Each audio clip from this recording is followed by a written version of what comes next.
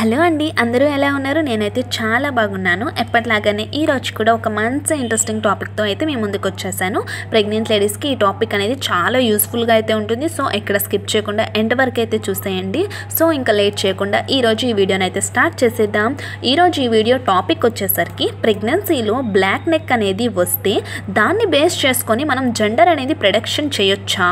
Black neck అనేది ఉంటే మన కడుపులో ఉన్నది అబ్బాయా లేకపోతే అమ్మాయా?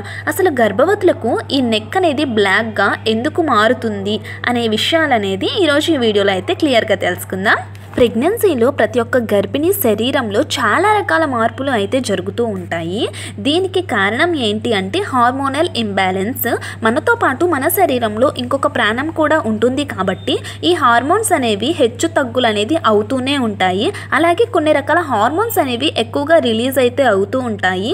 దీనివల్ల కొంతమంది గర్భిణీలకి పొట్ట మీద చూడండి బెల్లీ లైన్ అనేది ఏర్పడుతూ ఉంటుంది. అంటే దీనిని మనం లీనియా నిగ్రా కూడా అంటూ ఉంటాము. అలాగే కొంతమందిలో అండర్ ఆర్మ్స్ అనేవి చాలా బ్లాక్గా అయితే అయిపోతూ ఉంటాయి. ఇంకా కొంతమంది గర్భిణీ స్త్రీలను చూసుకున్నట్లయితే ఫేస్ మీద, నోస్ మీద, చీక్స్ మీద మనకి పిగ్మెంటేషన్ అంటే నల్లగా మచ్చలు అనేది ఏర్పడుతూ ఉంటాయండి. ఇదంతా కూడా ప్రెగ్నెన్సీలో ఈస్ట్రోజన్, ప్రొజెస్ట్రోజన్ హార్మోన్స్ అనేవి ఇంబ్యాలెన్స్ వల్ల ఇలా మనకి అవుతూ ఉంటాయన్నమాట. అలాగే మనకు ప్రెగ్నెన్సీ హార్మోన్ అయిన హెచ్సిజి హార్మోన్ కూడా చేంజ్ అయితే అవుతూ ఉంటాయి. దీనివల్ల కూడా గర్భిణీ స్త్రీ శరీరంలో చాలా రకాల మార్పులు అనేది వస్తూ ఉంటాయి. అందులో భాగంగానే బ్లాక్ నెక్ అనేది కూడా ఏర్పడుతూ ఉంటుంది. సో ఈ బ్లాక్ నెక్తో మనం జెండర్ అనేది గెస్ చేయొచ్చా అంటే చాలా మంది మనకి ఏం చెప్తూ ఉంటారు అంటే బ్లాక్ నెక్ అనేది ప్రెగ్నెన్సీలో వస్తే తన కడుపులో ఉన్నది అబ్బాయి అని, తన ప్రెగ్నెన్సీలో కనుక బ్లాక్ నెక్ కనుక లేకపోతే తన కడుపులో ఉన్నది అమ్మాయి అని చెప్తూ ఉంటారు. మనం జనరల్గా చెప్పుకోవాలంటే దీంట్లో ఎటువంటి వాస్తవము అయితే లేదు అండి.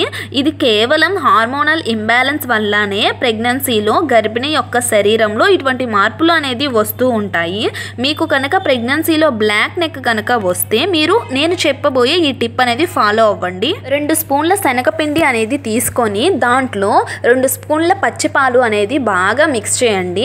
అలాగే కొంచెం చిటికెడు పసుపు అనేది కూడా తీసుకొని బాగా కలుపుకోండి. మీ దగ్గర రోజ్ వాటర్ ఉన్నా పర్లేదు, ఏదైనా యూజ్ చేయండి. దాన్ని డైలీ స్నానం చేసే ముందు ఒక 15 మినిట్స్ ముందు మెడకి అప్లై చేసి మీరు చక్కగా స్నానం చేస్తే ఈ బ్లాక్ నెక్ అనేది మీకు రిమూవ్ అయితే అయిపోతుంది. సో ఈరోజు తెలుసుకున్నాం కదా ప్రెగ్నెన్సీలో ఏర్పడే ఈ బ్లాక్ నెక్ ద్వారా మనం కడుపులో ఉన్నది అబ్బాయా అమ్మాయా తెలుసుకోవచ్చో లేదో అని. నా వీడియో కనుక మీకు నచ్చితే నా వీడియోని ఒక లైక్ చేయండి. అలాగే నా ఛానల్ సబ్స్క్రైబ్ అయితే చేసుకోండి. Thank you for watching.